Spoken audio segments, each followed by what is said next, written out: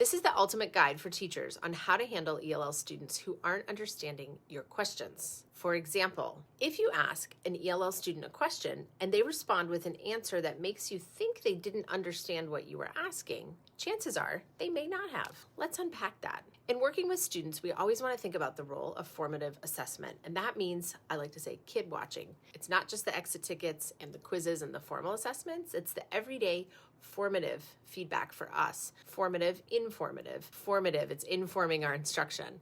So what I always recommend is watch students carefully, and when you're asking a student, especially who's a beginner or intermediate at learning English as another language, make sure that your questions are really, really clear. So for example, instead of just saying, did you understand that?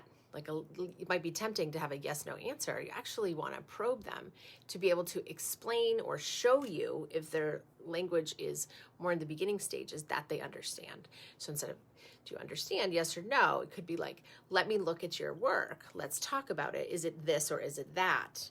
And giving them an opportunity to show you the content, but not just show compliance, because that can be confusing, and we can often mistake students being like, yeah, I get it, miss, to actually being truly engaged when really they're just being compliant. So that's important to know. What ideas do you have?